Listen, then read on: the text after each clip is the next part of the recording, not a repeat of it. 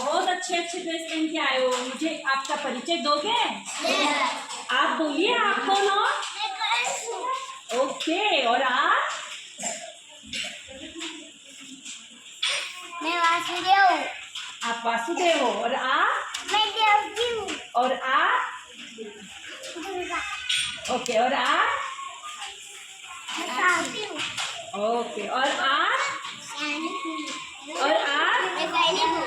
Very good. और आपको तो परिचय की जरूरत ही नहीं है, फिर भी बताओ आप कौन हो? आप कृष्णा हो। बहुत प्यारे लग रहे हो सब लोग। चलो हमें आपका ड्रामा बताओ अभी।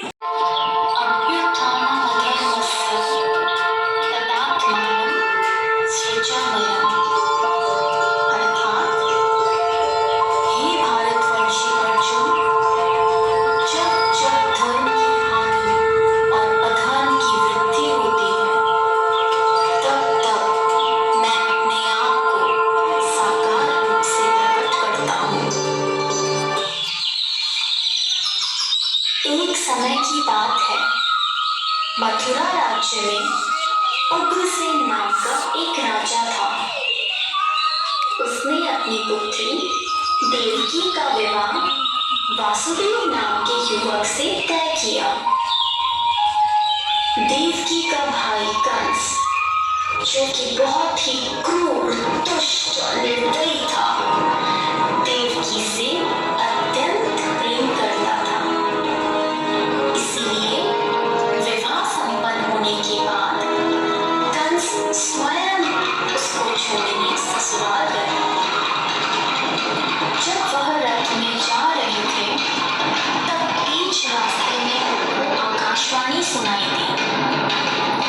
हे दुष्ट कंस, तूने इस धरती पर बहुत पाप किए हैं, इसलिए इस धरती पर से तेरे पाप नष्ट करने के लिए देवकी का 8वां पुत्र जन्म लेगा और वही तेरा विनाश करेगा।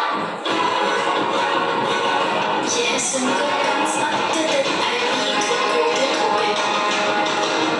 वह बीच रास्ते में से ही रथ को वापस मथुरा ले गया और देवकी और वासुदेव जी को बंदी गृह में डालकर बंदी बना दिया। समय बीतता गया। कुछ समय बाद देवकी की पहली संतान हुई। जैसे ही कंस को इसकी सूचना मिली, कंस ने देवकी की संतान को मार दिया। यह उसके अत्याचार की शुरुआत थी। इस प्रकार कंस ने देवकी के 7 पुत्रों को उनके जन्म के तत्काल बाद ही हत्या कर दी। इससे वासुदेव और देवकी अत्यधिक दुखी थे।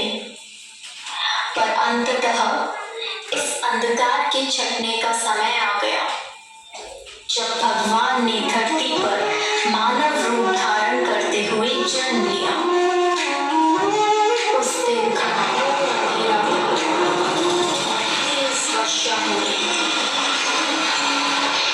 ऐसे लगभग भगवान ने धरती पर देवकी की 8वीं संतान बनकर बालक रूप में जन्म लिया। जन्म लेते ही वहां एक दिव्य प्रकाश प्रकट हुआ और उस प्रकाश में से श्री विष्णु भगवान ने अपने पूर्ण अवतार में दर्शन दिए और वासुदेव से कहा, हे वासुदेव, मैंने इस धरती पर कंस जैसे दुष्ट और अत्याचारी मानव का विनाश करने के लिए कृष्ण अवतार में जन्म लिया है। अतः मैं आपसे विनती करता हूँ कि आपके दोस्त नंद के घर ले चलें, जहाँ उनकी पत्नी यशोदा ने बालिका को जन्म दिया है। उस बालिका को यहाँ ले आकर मुझे यशोदा के बगल में सुला दें। ऐसा बोलकर भगवान अंतर्ध्यान हो गए। भगवान ने एक शिशु का रूप धारण किया और एक चमत्कार हुआ। वासुदेव और देवकी पीढ़ी मुक्त हो गए। कारागार के द्वार अपने 30 वर्ष